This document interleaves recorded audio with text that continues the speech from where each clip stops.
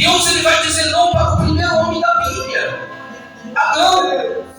Deus olhou para Adão e disse para ele em Gênesis 2, versículo 17, disse: da árvore no meio do jardim tu não comerás, porque se tu comer, tu vai morrer.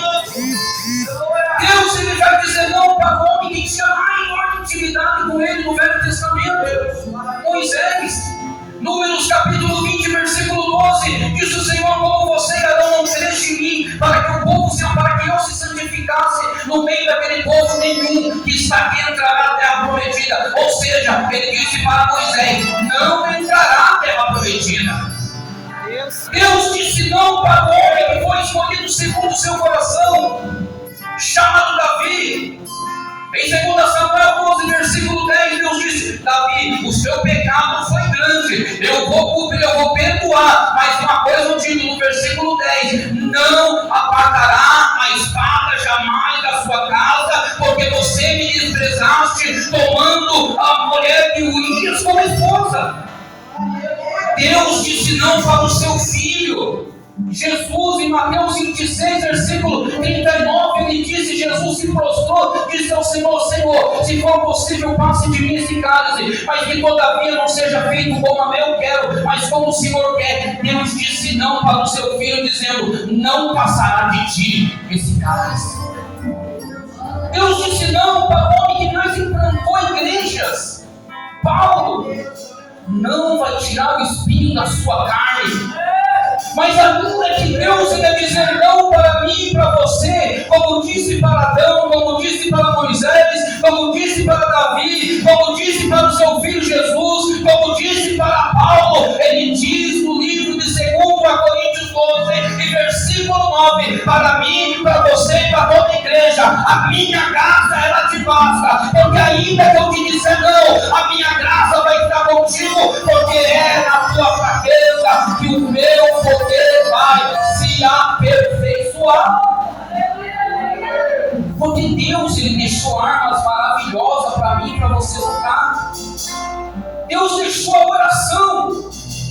Paulo disse em 1 Tessalonicenses 5,17: orar sem cessar, porque aquele que ora tem comunhão, tem presença de Deus, tem intimidade, porque a oração quebra correntes. Oração é o diálogo da alma. Oração ela derruba muralhas. A oração ela abre mar vermelho. Deus ele deixou a palavra como uma arma para você lutar. Jesus ele disse em João 17, versículo 17: santificai-vos na verdade. Minha palavra é verdade, porque aquele que está na palavra ele está na verdade. Quem anda na palavra ele anda com a direção. Quem anda na palavra, ele tem vida, ele tem oxigênio para o coração. Quem anda na palavra, ele tem a presença de Deus, a presença do Filho e a presença também do Espírito Santo. Ele também nos deixou uma arma poderosa que é o jejum. Quando os discípulos foram expulsar o demônio daquele moço que se jogava no fogo e depois se jogava na água, depois convulsionava, aquele pai de família vai prostrar-se diante de Jesus dizendo: salva o meu filho, porque eu pedi para os seus discípulos, eles não puderam curar.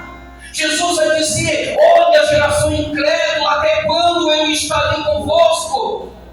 Mateus 17, 21, então Jesus vai dizer para eles, quando eles vão perguntar por que eles não conseguiram expulsar o demônio e curar aquele menino, Jesus vai dizer: essa casa de demônios só sai com jejum e oração. Tem muita gente querendo viver de jargão, querendo viver de movimento, sem oração. Mas a oração ela te traz a presença de Deus. A oração ela te traz a virtude do Espírito, porque quem ora tem presença, quem ora tem palavra, quem ora tem brilha, quem ora vê milagres, quem ora vê sinais de Deus. Tem muita gente querendo ser cheio da presença de Deus, mas eu tenho uma receitinha aqui para você hoje: jejum, oração e renúncia. Jejum, oração e renúncia. Você quer ser cheio da presença de Deus? Então jejuma, ora, renuncia aquilo que está atrapalhando uma vida de comunhão com Deus. Renuncia a vaidade, renuncia o pecado, e Deus vai te abençoar. Aleluia, Deus. Ele também deixou a santificação como arma. Paulo ele disse em Hebreus 12, versículo 14: segui paz com todos, porque sem santificação não vereis a Deus. Aleluia, Deus. Disse o Senhor Deus para Moisés em Levítico 19, versículo 2: sede santo como eu, Senhor, sou santo. Escrevi a Pedro em 1 Pedro, capítulo 1, versículo 16, como está escrito: seja santo como eu sou santo. Disse o Senhor para Josué: você quer ultrapassar o Jordão? Lá no capítulo 3, versículo 5, ele disse: então santifica o povo hoje, e amanhã farei maravilhas no meio de vós. Você é separado por Deus, você é chamado por Deus, você é escolhido por Deus. Então santifica a sua vida na palavra, santifica a sua vida na oração, santifica a sua vida na verdade, e Ele vai abrir os céus, Ele vai mover as águas pela sua vida, Ele vai derramar do teu espírito, e você vai sair daqui regozijando na presença dEle. E a última arma mais poderosa do que todas essas, a humildade. É, Deus maravilhoso. Você pode orar, pode jejuar, pode se consagrar, pode obedecer, mas se você não tiver humildade, para nada serve tudo que a gente faz. É, Jesus maravilhoso. Porque a humildade, ela é a certeza, é você saber respeitar. Humildade é você conhecer as suas limitações, as suas fraquezas, agindo de uma forma simples, de uma forma não arrogante. Porque a humildade, ela é um dom de Deus na vida daquele que busca. Ela é o oposto do orgulho. Porque aquele que é humilde, ele só sobe. Aquele que é humilde, ele não desce. Porque é bonito de se ver aquele que tem humildade. Glória a Deus, aleluia. E nós vemos que o homem, quando ele se torna, ele deixa no seu coração a soberba, o orgulho entrar, ele cai, ele perece. Vemos o escritor de Provérbios, Salomão, escrever no capítulo 16, versículo 18, que a soberba ela procede à queda, a altivez de espírito, o orgulho, ele procede à ruína. Lucifer era um anjo de luz. Ele congregava na maior igreja que era o céu. Lúcifer ele tinha o maior pastor que era Deus. E tinha toda uma comitiva de obreiros que eram seus anjos. Que eram os anjos de Deus. Mas ele quis ser igual a Deus. Ele quis tomar o lugar de Deus. Ele queria passar as ordens de Deus. Ele acabou que levou com ele uma terça parte de toda a congregação de anjos. Ezequiel capítulo 28, versículo 17 diz: ele levou o seu coração por causa da sua formosura, como um peixe por causa do seu esplendor.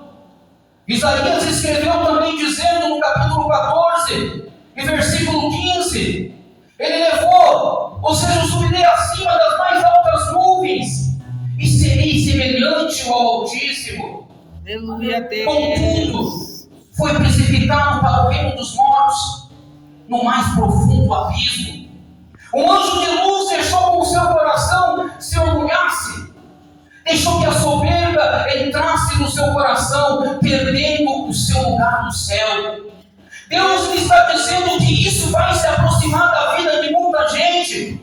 Mas quando isso acontecer, Deus ele está dizendo aqui no meu coração: faça como Paulo em Efésios 6:11, que ele disse: Senhor, me reveste com todas as tuas armaduras. Fala como disse Salomão em Provérbios 4, versículo 23: Senhor, ajuda-me a guardar o meu coração, porque é dele que procede as fontes de vida eterna. Deus tremendo, aleluia. Peça para Deus te revestir, porque Ele está dizendo que isso vai se aproximar e muitos vão experimentar disso. Mas quando isso acontecer, peça para Deus te livrar de todas essas coisas, porque Ele diz disse assim, em Salmos 91, versículo 11, em que eu darei ordem aos meus anjos ao seu respeito. Ele vai dar ordem aos seus anjos, ele vai enviar milícia de anjo, ele vai ser contigo, ele não vai deixar o teu coração enfraquecer, e como isso se aproximar da sua vida, Deus, ele vai ser contigo. Nabucodonosor foi um rei que Deus deu a ele majestade. Em Daniel 4 vai dizer que Nabucodonosor, Deus deu a ele glória. Deus deu a ele honra. Nações, povos tremiam e temiam diante de Nabucodonosor. Ele matava quem queria, ele deixava viver quem queria, ele exaltava quem queria, ele abatia quem queria. Mas o momento que ele deixou que o seu coração se elevasse e que o seu espírito se tornasse soberbo diante de Deus, o próprio Deus, o humilhou, fazendo que o coração dele se transformasse como um coração de um animal, tendo que comer ervas no campo como um jumento montese, e tendo que ver o orvalho do céu sendo derramado sobre o seu corpo, até que ele entendesse que Deus ainda tem domínio sobre o reino do homem. Meu amado irmão, Deus ainda ele está no controle de tudo. Deus, ele não é um Deus ausente, ele é onipresente, onipotente, onisciente na vida daquele que busca, na vida daquele que espera. Ele ainda está no controle da sua vida. Deus tremendo, aleluia. Asaf chegou a dizer em Salmo 73, versículo 26: ainda que a minha carne e meu coração se desfaleça, Deus fortalecerá o meu coração. Deus maravilhoso, aleluia. Nós vimos de Saul. Como que foi o rei Saul na presença de Deus? Deus só deu uma ordem para ele, uma só. Em 1 Samuel 15, Deus disse: ó, vai lá, eu quero que você destrua todos, desde o animal até o homem, aquele que se assenta no trono dos amalequitas, destrua tudo. Porque eu me lembro que eles fizeram contra o meu povo quando saiu do Egito. Deus. Eles se opuseram ao meu povo. Então hoje você sobe e destrói tudo. Mas no momento da guerra, Saul ordena a todos os seus soldados: não, você destrói tudo, mas faz o seguinte: deixa o melhor designado para nós sacrificar o Senhor. E quando Saul foi confrontado pelo profeta, ele, como rei de Israel, ele devia ter assumido: não, eu sou rei de Israel, eu assumo tudo que eu fiz, eu permiti que deixasse o despojo, eu separei o rei Agag para que o despojo fosse sacrificado. Mas não, a primeira coisa que Saul fez foi dizer: não, o povo, eu temi o povo, então eu acabei deixando de lado e preservando o melhor do designado. Então Samuel disse para ele, no capítulo 15 de 1 Samuel, versículo 22, que Deus, ele não se importa com o sacrifício, Deus, ele não se importa com o holocausto, mas sim se obedeça a sua palavra, porque o melhor é você obedecer a palavra que está sendo pregada, é melhor você obedecer a palavra que está sendo anunciada, é melhor você andar na palavra que você aprendeu e foi ensinado um dia para você, do que você apresentar sacrifícios ao Senhor. Deus tremendo, aleluia. O sacrifício. Melhor é a obediência do que o sacrifício. Louvado seja o nome do nosso Senhor. Quando aquele publicano subiu com aquele fariseu, lá no capítulo 18 de Lucas, no versículo 9, os irmãos conhecem o desfecho dessa história. O fariseu orava no templo e dizia: não, eu fiz tantas coisas, eu jejuo, eu consagro, eu faço isso, eu faço aquilo, eu coloco a mão no demônio, o demônio cai, eu dizimo de tudo aquilo que eu tenho. A gente tem muitas pessoas no nosso dia a dia dessa forma. Tem muitas pessoas que é cheia do eu, pessoas que é cheia do egoísmo. Eu fiz isso, eu faço aquilo, e isso acontece. Mas eu tenho uma novidade para você: esse altar é do Senhor, a palavra é do Senhor, o Espírito que paira aqui dentro é do Senhor, o louvor que foi escutado aqui é do Senhor, a presença dele que está aqui é para desenvolver a sua vida. E o que nós estamos fazendo hoje aqui é tudo para Ele, é tudo para a honra e para a glória dele. Porque, irmão, aquele que ele é humilde, quem é humilde ele só sobe. Se vocês forem notar a vida de José como que foi, em Gênesis 37, eu acredito que muitos já chegaram a ler, a meditar sobre essa passagem. Deus No tremendo. versículo 4, José vai ganhar uma túnica talar de várias cores do seu pai. Isso vai trazer o ódio ao coração dos seus irmãos, que não vai poder mais conviver com ele. No versículo 23, essa túnica talar vai ser tirada. Mas o interessante, irmãos, que aquela túnica talar que foi feita para José sob medida não servia para nenhum dos 11.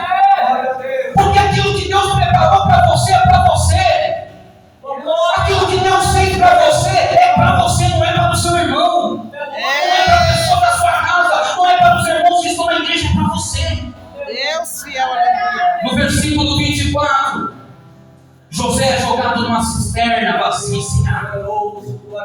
Vai ser tirado no versículo 28 pelos seus irmãos, vendido a uma caravana de ismaelitas, que vendia escravo, e vai ser levado até o Egito.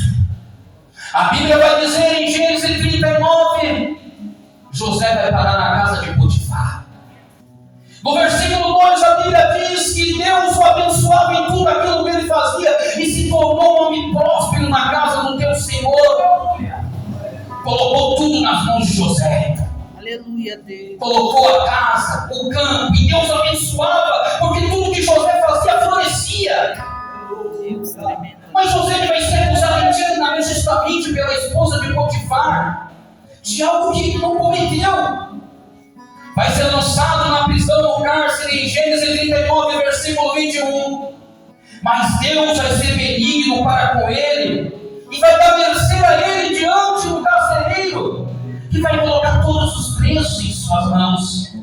Gênesis 40, versículo 9. Então esse José que foi vendido como escravo, ele vai interpretar o sonho do copeiro.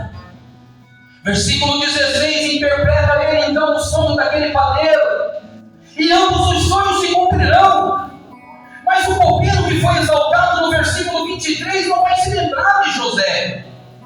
2 anos vai se passar, Faraó vai ter um sonho, vai se incomodar. Nem astrólogo, nem adivinha, ninguém podia dar a interpretação que o Faraó precisava ouvir.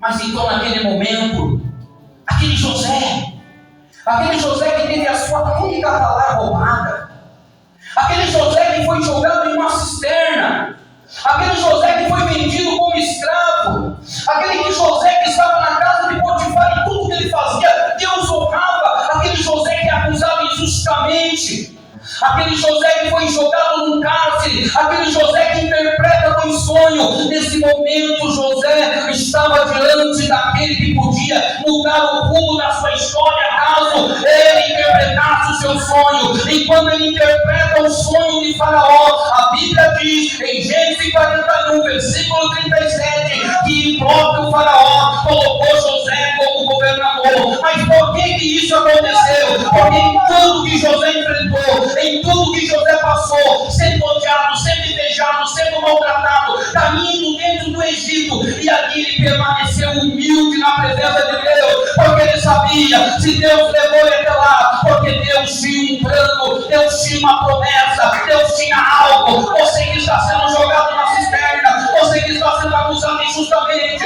você que o inimigo se levantou, fique tranquilo. Se você serve o Deus poderoso, se você serve o Deus de José, ele está aqui nesta noite para dizer para você, como ele disse em Isaías 41:10, não temais porque eu sou contigo, não se atemorizai porque eu sou teu Deus, eu te fortaleço, eu te ajudo, eu te sustento na minha destra fiel. Porque esse é o Deus que nós te colocamos todos os dias para adorar. Jesus, ele foi humilde até a sua morte, e Deus o levantou. Em Mateus 11:29, Jesus disse para a igreja naquele dia: tomai sobre vós o jugo, aprendei de mim que sou manso e humilde de coração. Qual é o maior exemplo que esse que nós podemos ter? Dizendo para nós: aprenda de mim, aprenda com a minha palavra, aprenda com as minhas parábolas, aprenda dos meus ensinamentos, aprenda do meu Espírito que eu vou enviar, aprenda tudo aquilo que eu tenho te ensinado. Quando Jesus vai lavar os pés dos discípulos, em João 13, versículo 12, depois de ele ter lavado Ele vai dizer no versículo 15, olha, está vendo o que eu fiz aqui? Tudo aqui eu fiz para dar exemplo, para que vós venha fazer também. Tudo que ele fez aqui, para que nós viéssemos seguir os seus passos, como Paulo uma vez pregou em Efésios 5, dizendo: sedes imitadores de Deus, como filho amado. Se nós somos imitadores de Deus, nós temos que fazer aquilo que Jesus nos ensinou por intermédio da sua palavra. Sedes imitadores de Deus, como filho amado. Ele vai dizer em João 14, versículo 12, dizendo: está vendo os milagres que eu estou fazendo aqui? Se tu creres em mim, tu farás maiores do que esse. Imagine mais sinal de humildade que teve o nosso mestre. Um homem que andou em humildade. Um homem que amou de uma forma incondicional. Um homem que deu a sua vida pela minha e pela sua vida.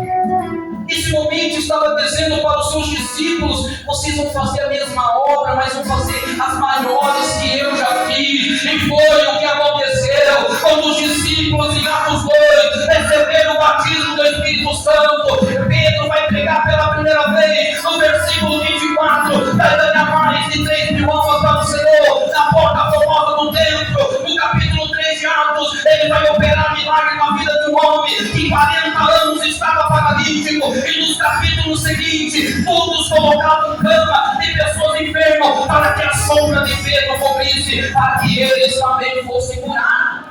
Deus tremendo, aleluia. Foi o maior exemplo de humildade que eu posso dizer para vocês que nós temos dentro da Bíblia. Jesus, Deus todo. o Filho de Deus Altíssimo. Quando Davi, Deus olha para ele lá naquele perfeito. Humildade, irmãos, ela é uma chave. Guarda bem isso no coração. Ela é uma chave. Humildade é uma chave. Quando Samuel foi em 1 Samuel 16, na aldeia onde morava Davi com a sua família, os seus irmãos tinham aparência de rei. Seus irmãos tinham nome de rei, porte físico de rei, tinha jeito de rei, mas eles não tinham coração de rei. Por outro lado, Davi, que não tinha estatura, não tinha aparência de rei, não tinha nome de rei, mas ele tinha coração. Deus disse no versículo 7 para Samuel: eu não estou vendo, Samuel, quando você está olhando as pessoas que estão aí agora.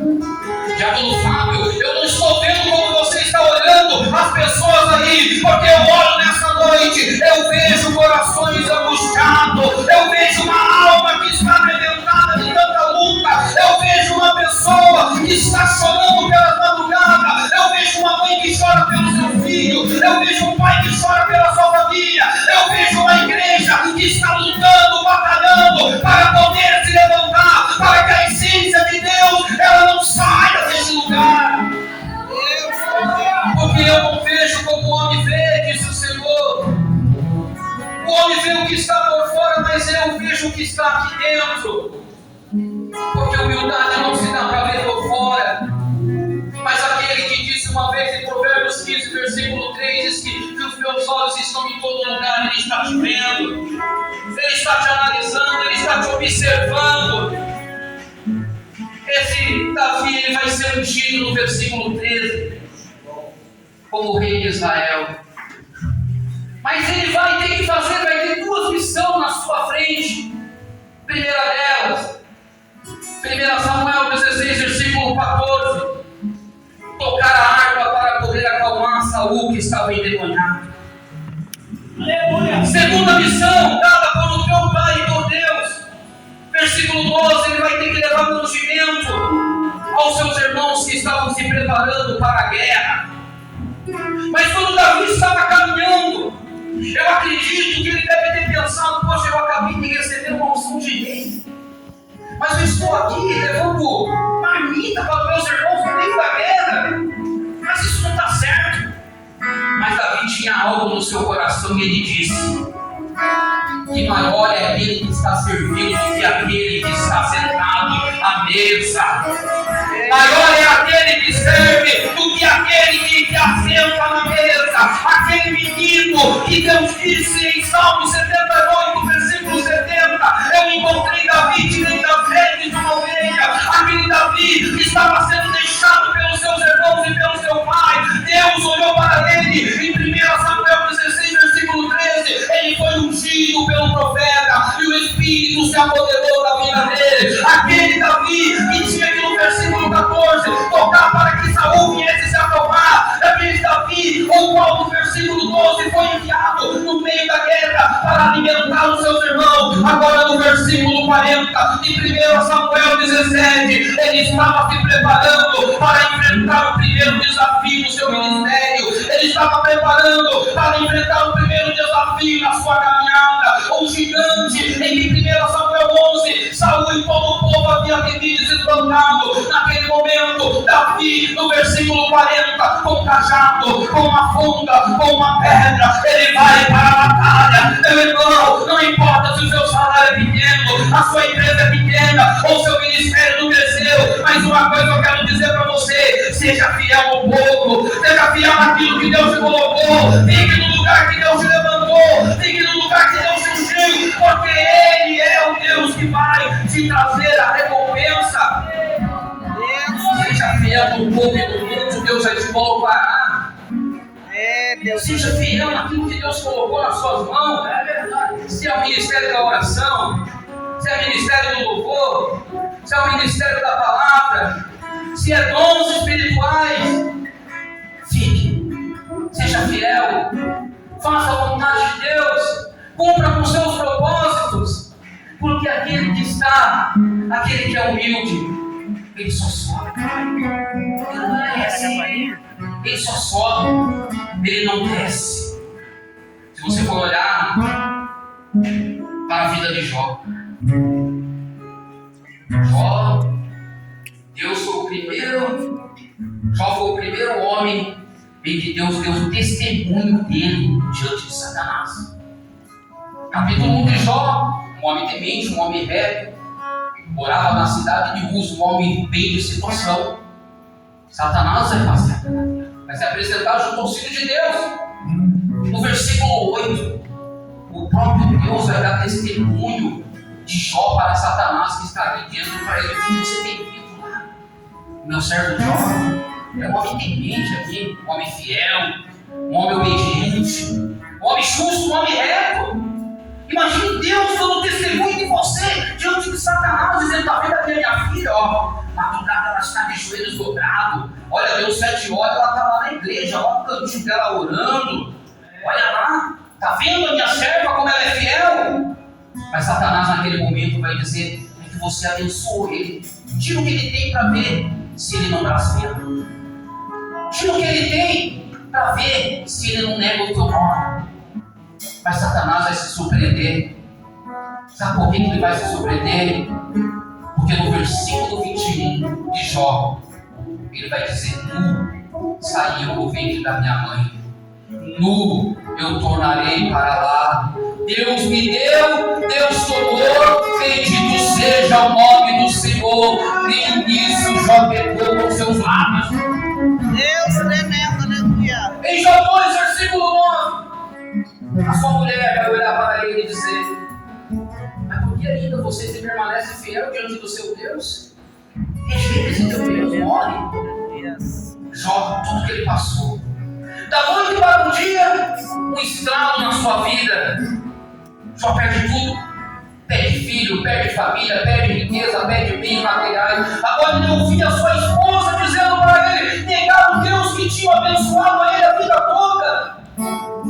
Ele vai dizer: mulher, como uma louca tu está dizendo, nós recebemos o bem do Senhor e não receberemos o mal. Nem isso pecou Jó contra o Senhor, porque na situação que ele estava, permaneceu humilde, permaneceu fiel. Jó 19, versículo 25, ele disse: eu bem sei, o meu Redentor ele vive. Se ele vive, ele está aqui nessa noite. Se a sua situação não é fácil,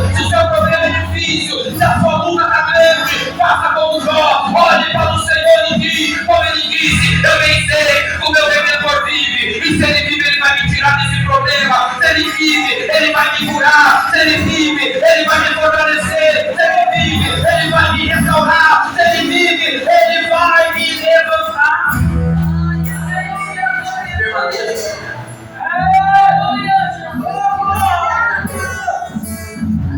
Deus vai devolver tudo a Ele. João 42, versículo 8. Disse Deus para os amigos de Jó: pega, sacrifica no meu nome. Mas a única oração que eu posso aceitar aqui é a oração do meu servo Jó. Deus, por quê?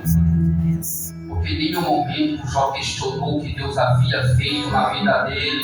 Ele sabia que tudo era para a honra e para a glória de Deus. E Deus muda o seu cativeiro no versículo 10 de Jó 42, devolvendo ele tudo. Aquilo que você perdeu, Deus vai devolver. A sua casa, Deus vai restaurar. A sua família, Deus vai restituir. Mas permaneça fiel. Permaneça humilde na presença de Deus. Se todos lendo a história de Ana, sabe o que eu estou dizendo aqui? Isso é palavra de Deus. 1 Samuel 1. Ana era machucada por Penina. Ana machucava Penina. Ana era humilhada por Penina. Ana humilhava Penina. Não. Ana era maltratada por Penina. Mas Ana maltratava Penina. Não. Por quê? Porque Ana não desceu no nível da Penina.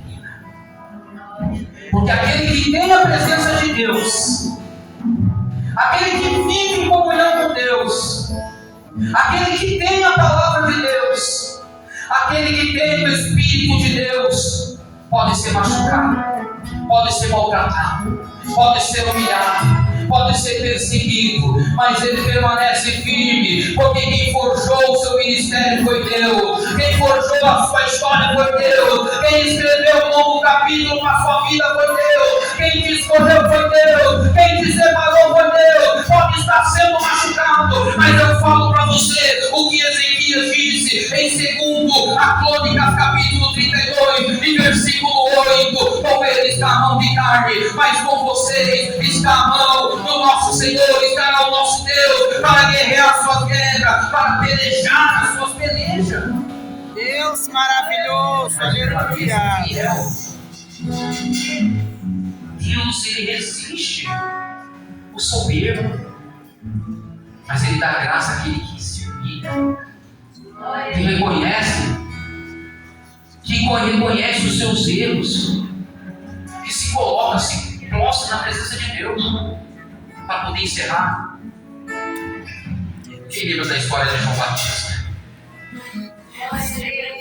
No Evangelho de João 3, Jesus ele já tinha falado à noite com Nicodemos. Naquele dia ele deu uma palestra à noite para aquele homem, doutor da lei, um homem que ministrava dentro da sinagoga, mas não sabia quem era Deus. Mas então, no capítulo 3, versículo 22, naquele dia vai se levantar uma grande contenda por causa da purificação. Os discípulos de João Batista com um judeu. E um dos seus discípulos chega até João Batista e fala: João, aquele homem que você batizou no Jordão, aquele um que você testificou, que você disse ali em João capítulo 1, versículo 29, que ele é o Cordeiro de Deus que tira o pecado do mundo. Aquele homem está batizando mais que você lá, João. Todos vão ter aquele homem para se batizar. Mas João, com toda a fé, com toda a humildade que ele tinha, ele vai olhar para os seus discípulos e dizer: olha, o homem não pode fazer nada se por Deus não foi enganado. Eu vim para preparar o lugar. Eu vim para ser o seu precursor, como Malaquias profetizou. Malaquias 3, versículo 1, ele disse: antes da minha face te havia um anjo, um precursor para preparar o meu caminho. João Batista veio preparar o povo disposto. Então ele vai dizer para os seus discípulos no versículo 30, que ele cresça, que eu diminua. Aleluia. Que ele cresça, que a igreja diminua. Que ele cresça, que nós diminua. Que ele cresça e que nós venhamos diminuir. Deus maravilhoso. Porque todo amor e glória não é dado para o homem, irmãos. Muitos estão vivendo de movimento, jargão, faz movimento aqui, movimento ali. Mas nós precisamos somente de 3 coisas: palavra, oração, obediência. Aleluia, Deus. Palavra, oração, obediência. Deus fiel, aleluia. Sem oração não tem palavra, e sem palavra não tem oração. A oração, irmão, é a chave de tudo aquilo que nós precisamos. Se nós tivermos uma vida, irmão, mas eu não consigo orar, eu não consigo jejuar, eu não consigo me consagrar. Dobre os joelhos, fale com o Senhor, faça do seu momento de dificuldade um momento de oração. Faça aquele momentinho que você tem de ansiedade, aquele momentinho de ira, sabe, aquele momentinho de decepção, aquele momento em que você não quer falar com ninguém. Faça desse momentinho, aquele momentinho de oração com Deus. Para poder encerrar agora, eu vou encerrar. Cheguei aonde Jesus ele queria que eu chegasse.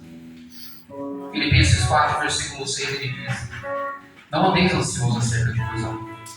Antes de tudo, seja conhecido diante de Deus pela petição, pela oração, com súplicas, com ação de graça. Faça desse momentinho seu de tristeza aqui dentro do coração um momentinho de oração com Deus. Faça esse momento em que você está no banco sentado, descansado, de um dia de trabalho, de um domingo puxado. Faça desse momento um momento de oração, porque Ele mesmo disse que tudo seja conhecido diante de Deus. Peça que Deus ele está aqui, ó. Como disse Isaías 59, parte B, os ouvidos agravados. Mas faça desse momento um momento de luta, irmão. Não sofra a sua guerra sem você falar com Deus, mas fala: Senhor, estou aqui, não vou suportar a minha guerra, mas eu quero dividir com o Senhor. Eu sei que o Senhor vai pelejar pela minha vida, eu sei que o Senhor vai pelejar pela minha casa. Amém? Se coloque de pé.